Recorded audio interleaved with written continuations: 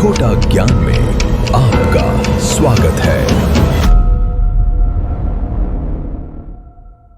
दोस्तों, इस दुनिया में कई रहस्य छिपे हैं, लेकिन कुछ रहस्य ऐसे हैं जिन्हें जानने की हिम्मत केवल चंद लोग ही कर सकते हैं। क्या आपने कभी सोचा है कि वो लोग कौन हैं जो रात के अंधेरे में शमशान की खामोशी में डूबे होते हैं, जिनकी साधना का रास्ता डर और रहस्य से भरा है, पर फिर भी वो उस पथ पर चलना नहीं छोड़ते। हम बात कर रहे हैं अघोरियों की।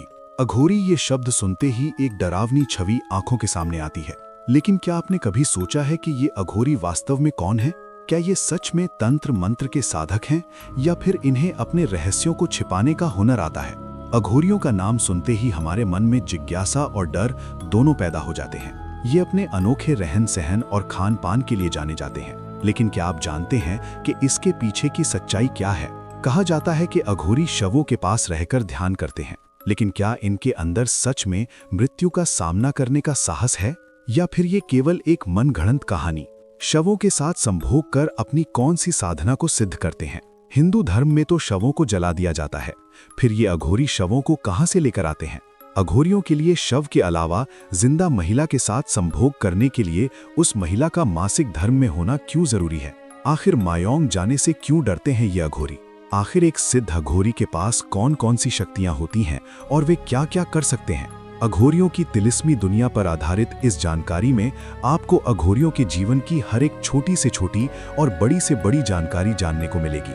आपसे एक निवेदन है कि पूरी वीडियो देखे बिना अघोरियों को गलत नहीं समझें। इस जानकारी में हम आसपास घूमने वाले नकली अघोरियों के बारे में नहीं, बल्कि जो वास्तविक अघोरी होते हैं उनके बारे में बताने जा रहे हैं, क्योंकि आसपास आपको काफी सारे नकली अघोरी देखने को मिल जाएंगे जो आपको लूटने की कोशिश करेंगे, लेकिन जो वास्तविक में अघोरी होते हैं वो ऐसे नहीं होते। वास्तविक अघोरियों की सच्चाई को जानकर आप उन्हें सम्मान की दृष्टि से देखेंगे। अघोरियों के बारे में इस जानकारी में हम आपको ऐसी ऐसी बातें बताने वाले हैं जिनके बारे में आपने कभी कल्पना भी नहीं की होगी। तो दोस्तों, चलिए आज आपको अघोरियों की रहस्यमयी दुनिया में लेकर चलते हैं।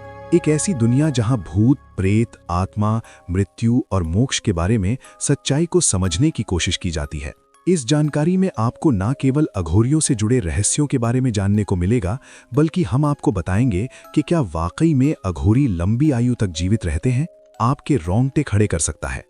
तो चलिए अब बिना किसी देरी के करते हैं जानकारी की शुरुआत।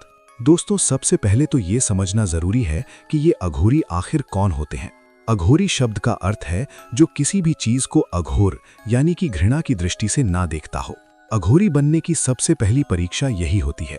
एक अघोरी के लिए पशु, पक्षी, जिंदा या मरा इंसान, अच्छा बुरा, मल मूत्र सब कुछ एक समान होता है। वो किसी चीज को कभी घृणा की दृष्टि से नहीं देखते।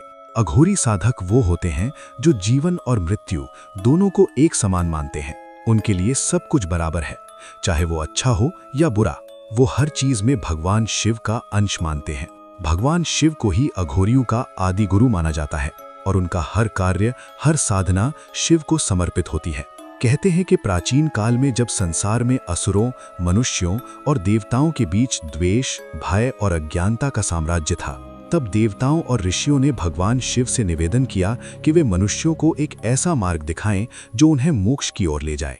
भगवान शिव ने उनकी प्रार्थना सुनी और सभी जीवों के कल्याण हेतु धरती पर अघोर मार्ग का उद्घाटन किया। अघोर पंथ में शमशान साधना का विशेष महत्व है। अघोरी जानना चाहता है कि मौत क्या होती है और वैराग्य क्या होता है।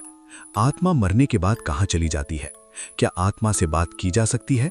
ऐसे ढेर सारे प्रश्न हैं जिसके कारण अघोरी शमशान में वास करना पसंद करते हैं और अपनी साधना से इन सभी प्रश्नों का जवाब ढूंढ लेते हैं। मान्यता है कि शमशान में साधना करना शीघ्र ही फलदायक होता है। खैर, हमने ये तो जान लिया कि महादेव ने ही अघोर पंथ की स्थापना की थी, लेकिन अब हम जानेंगे कि वर्तमान में ऐसा कौन सा व्यक्ति है जिसको हर अघोरी अपनी उत्पत्ति का कारण और उसे अपना गुरु मानता है। तो दोस्तों, आपकी जानकारी के लिए बता दें कि वर्तमान के अघोरी अपनी उत्पत्ति बाबा कीनाराम को मानते हैं। बाबा कीनाराम लगभग 170 वर्षों तक जीवित रहे थे और 18वीं शताब्दी के उत्तरार्ध में उनकी समाधि हुई थी। उन्हें शैव धर्म के अघोरी संप्रदाय का प्रवर्तक माना जाता है। उन्हें शिव का एक अंश भी माना जाता है। बाबा कीनाराम का जन्म उत्तर प्रदेश के रामगढ़ गांव में एक साधारण परिवार में हुआ था। उनका जन्म भाद्रपद के चंद्र महीने के अंधेरे पखवारे के 14वें दिन चतुर्दशी के दिन हुआ था, जिसे शिव पूजा के लिए काफी अधिक शुभ माना जाता है। बाबा कीनाराम के जन्म से ही कुछ ऐसी चमत्कारिक घटनाएं घटित हुई थीं, जिसको देखकर सभी गांव वाले इस बात को मान चुके थे कि वे कोई साधारण बालक नहीं है। उनका जन्म पूरे 32 दांतों के साथ हुआ था, जो एक दुर्लभ घटना थी। हालांकि वे अपने जन्म के बाद 3 दिनों तक ना तो रोए थे और ना ही अपनी माँ का दूध पिया था। चौथे दिन 3 भिक्षु उनके घर आए और बच्चे को अपनी गोद में ले लिया। उन्होंने उसके कान में कुछ कहा और फिर वो रोने लगे और अपनी माँ का दूध स्वीकार कर लिया। इस घटना ने वाकई में गांव वालों के साथ साथ बाबा कीनाराम के माता पिता को भी अचंभित कर दिया।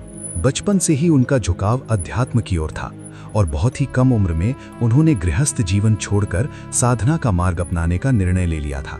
बाबा कीनाराम ने अपने गुरु बाबा कालूराम के सानिध्य में अघोर साधना का अभ्यास किया था। उनके गुरु ने उन्हें अघोर साधना की गूढ़ बातें सिखाईं। अपनी साधना के दौरान बाबा कीनाराम ने कई स्थानों पर कठिन तप किया और अद्भुत शक्तियां भी प्राप्त कर ली थीं। 18वीं शताब्दी के मध्य में काशी के तत्कालीन महाराजा चेत सिंह ने बाबा कीनाराम जी का बुरी तरह अपमान कर दिया था।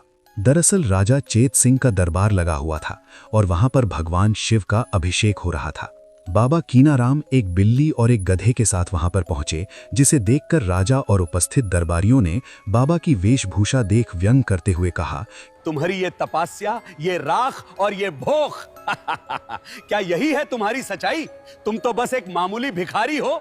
दरबारियों और राजा के इस तरह के व्यंग को सुन बाबा गुस्सा हुए बोले कि पहले मेरे गधे से वेद तो सुन लो, फिर मेरी बात करना। बाबा कीनाराम ने अपने गधे को एक डंडा मारा और गधे ने वेद पढ़ना शुरू कर दिया। ये चमत्कार देख दरबारी उनके पैरों में गिर पड़े, लेकिन बाबा का गुस्सा कम नहीं हुआ। बाबा ने दुखी होकर भावावेश में आकर कह दिया, हे अहंकारी राजन, अब तुम्हारा ना तो राजपाट बचेगा, ना ही ये किला, और ना ही तुम्हारा कोई उत्तराधिकारी बचेगा। तुम्हारे इस किले पर कबूतर बीट करेंगे। इतिहास गवाह है, राजा चेत सिंह को वो किला छोड़कर जाना पड़ा और आज तक उनका कोई पता नहीं चल पाया। तब से लेकर सन 1970 तक काशी राजघराना अपने वारिस को गोद ले लेकर ही चलता रहा। इस राजघराने में कोई संतान पैदा नहीं हुई। कई जगहों पर कोशिश, मन्नतें, प्रार्थना की गईं, लेकिन सब व्यर्थ था। चलिए दोस्तों, अब हम एक एक करके अघोरियों से जुड़े हुए तमाम रहस्यों से पर्दा उठाते हैं। अगर आप लोगों ने यहाँ तक पूरी जानकारी देख ली है तो प्लीज इसे शेयर अवश्य कर दें।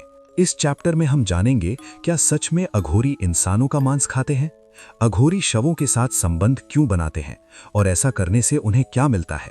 इंसानों की खोपड़ी को क्यों धारण करते हैं अघोरी? साथ ही जानेंगे एक अघोरी साधु तैलंग स्वामी के बदले के बारे में भी। खाते हैं कच्चा मांस। कहते हैं कि अघोरियों ने खुद इस बात को माना है कि वे शमशान में रहते हैं और अधजले शवों को निकालकर उसका मांस खाते हैं। कई बार इनको ऐसा करते हुए देखा भी गया है। ये बात आम जनमानस को अचंभित कर सकती है, लेकिन ऐसा करने के पीछे का कारण ये माना जाता है कि ऐसा करना अघोरियों की तंत्र क्रिया की शक्ति को प्रबल बनाता है। जहां एक तरफ सामान्य लोग इंसान का मांस खाने को अपवित्र मानते हैं, वहीं अघोरी इसे सामान्य और सहज मानकर अपनाते हैं, ताकि किसी भी प्रकार का मोह उनकी साधना में बाधा ना बन सके। अपने इंसानी शरीर के मोह को दूर करने के लिए ही अघोरी ऐसा करते हैं। उन्हें मृत्यु का किसी भी प्रकार का भय नहीं होता। अघोरी एक पैर पर खड़े होकर शिव जी की साधना करते हैं और शमशान में बैठकर मंत्रों द्वारा हवन भी करते हैं। आप में से बहुत से लोग ऐसा सोच रहे होंगे कि ये अघोरी कितने खराब होते हैं जो मुर्दों तक का मांस खा जाते हैं। जानकारी के लिए बता दें, दरअसल बात यह है कि एक अघोरी हर उस चीज को गले लगाता है जिसे सामान्य मानव घृणा की दृष्टि से देखता है। अघोरी ऐसा इसलिए करते हैं ताकि कोई भी इंसान उनकी तपस्या के बीच में ना आए और उन्हें ना छेड़े। सरल शब्दों में कहें तो इंसानों से दूरी बनाने के लिए वे ऐसा करते हैं। शरीर पर भस्म और लंबी जटाओं से जुड़ा रहस्य। दोस्तों, आपने देखा होगा कि अघोरी अपने पूरे शरीर पर जले हुए शरीर की राख लपेटे रहते हैं। ये राख विशेष रूप से शमशान भूमि से प्राप्त की जाती है और इसे शरीर पर लगाना अघोरियों के जीवन का अभिन्न हिस्सा होता है। अघोरी साधक भस्म के माध्यम से ये संदेश देना चाहते हैं कि वे मृत्यु से नहीं डरते और उनका ध्यान केवल परम सत्य पर केंद्रित है। वहीं अघोरी साधकों की लंबी जटाओं का भी गहरा आध्यात्म और सांस्कृतिक महत्व है। ये एक तरह से अघोरी जीवन की पहचान बन गए हैं। अघोरी साधक अपने बालों को कभी नहीं काटते। इनके लंबे बाल तपस्वी जीवन और साधना के प्रति इनकी प्रतिबद्धता का प्रतीक है। ये भी दर्शाता है कि अघोरी साधक संयम के मार्ग पर चल रहे हैं और उन्होंने भौतिक सुखों और साधनों से खुद को दूर कर लिया है। उनका इस भौतिक दुनिया से कोई लेना देना नहीं है। सच्चे अघोरी कभी भी किसी से पैसे नहीं मांगते और ना ही वे ज्यादा भौतिक दुनिया में दिखाई देते हैं, क्योंकि उनका भौतिक दुनिया से कोई लेना देना नहीं होता। शव के साथ बनाते हैं शारीरिक संबंध। शव के साथ अघोरियों के शारीरिक संबंध बनाने की प्रचलित धारणा है और खुद अघोरी भी इस बात को स्वीकार करते हैं। इसे वे शिव की उपासना का तरीका मानते हैं। उनकी मान्यता है कि शव पर भस्म लगाकर मंत्रों का उच्चारण करते हुए, ढोल बजाते हुए शारीरिक संबंध बनाते हैं। उनका मानना है कि यदि शव के साथ शारीरिक क्रिया के दौरान भी उनका मन ईश्वर की भक्ति में लीन रहा तो ये साधना का सबसे ऊंचा स्तर है। यदि किसी अघोरी का शारीरिक संबंध बनाते समय भक्ति से ध्यान भंग हो जाता है और सिर्फ शारीरिक संबंध पर ध्यान रहता है तो उस अघोरी का अघोर भंग हो जाता है, फिर वो अघोरी नहीं रहता। ये एक तरह की परीक्षा होती है। कहा जाता है कि जब महिलाएं मासिक धर्म में होती हैं तब शारीरिक संबंध बनाने से अघोरियों की शक्ति बढ़ती है। अन्य साधुओं की तरह अघोरी ब्रह्मचर्य का पालन नहीं करते।